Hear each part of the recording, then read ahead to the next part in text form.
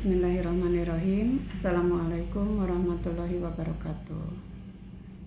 Perkenalkan, nama saya Nina Barlia, pengajar materi pelajaran bahasa Indonesia di SMA Negeri 7 Bandung. Pada kesempatan ini saya akan memaparkan materi mengenai surat lamaran pekerjaan.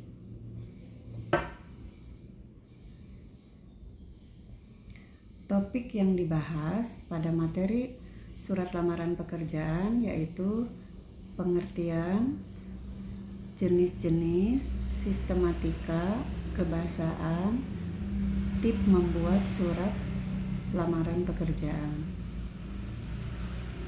Pengertian dari surat lamaran pekerjaan yaitu surat yang dibuat dari seseorang atau perseorangan yang memerlukan pekerjaan kepada orang lain atau pejabat yang dapat memberikan pekerjaan atau jabatan.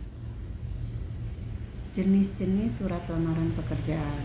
Yang pertama yaitu surat lamaran pekerjaan yang digabungkan dengan riwayat hidup atau kurikulum vitae. Yang kedua, surat lamaran yang dipisahkan dari riwayat hidup. Contoh daftar riwayat hidup bisa diamati seperti contoh berikut ini. Berikutnya kita membahas mengenai sistematika surat lamaran pekerjaan. Secara garis besar kita bagi dulu menjadi 3 bagian agar mudah mengingat ketika kita mau mencoba latihan membuat surat lamaran pekerjaan. Yang pertama yaitu bagian kepala. Berikutnya tubuh, kemudian kaki.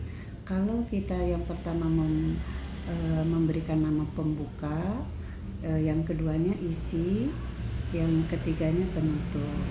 Berikutnya ada juga yang bagian pertama itu memberi istilah tesis, berarti bagian keduanya argumentasi, yang ketiganya tetap sama namanya penutup.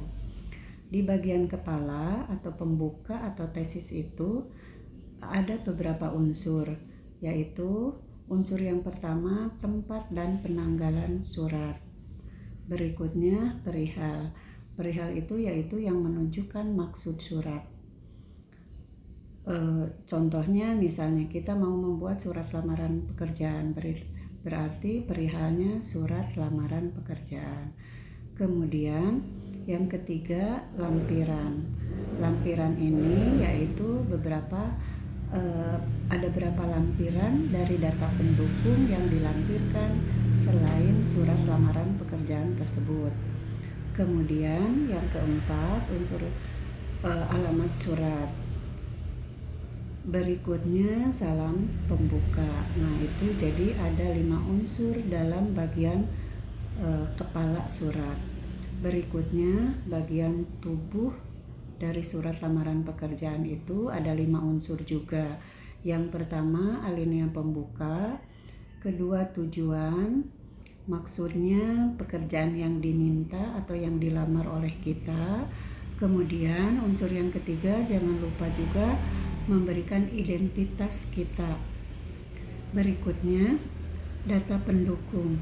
Contohnya misalnya kita melampirkan apa dari selain surat lamaran tersebut. Data pendukung itu sebagai argumen kita mengapa kita melamar pekerjaan tersebut. Contohnya misalnya ijazah, kemudian riwayat hidup, pengalaman kerja, misalnya itu. Kemudian bagian kelima yaitu kalimat penutup. Berikutnya bagian kaki atau penutup terdiri dari 3 unsur, yaitu salam penutup, kemudian tanda tangan, dan terakhir nama jelas atau nama terang. Berikutnya yang harus dipahami ketika kita membuat surat lamaran pekerjaan yaitu mengenai kebahasaan. Yang pertama, gunakan bahasa yang baik dan benar. Berikutnya, gunakan kata-kata yang sopan. Kemudian yang C, gunakan kata pengantar yang jelas, singkat, padat, informatif, dan tepat sasaran. Yang keempat, jaga agar tulisan bersih, mudah dibaca, sesuai dengan kaidah ejaan. Lengkapi sistematika surat dan perhatikan segi estetis surat. Tip membuat surat lamaran pekerjaan. Yang pertama, menulis dengan susunan format yang rapi. Berikutnya, melengkapi data sesuai dengan keperluan. Kemudian, melampirkan surat pendukung seperti sertifikat pengalaman kerja. Yang terakhir, ini adalah contoh surat lamaran pekerjaan. Itulah materi dari surat lamaran pekerjaan tersebut. Atas perhatian, kami ucapkan terima kasih. Wassalamualaikum warahmatullahi wabarakatuh.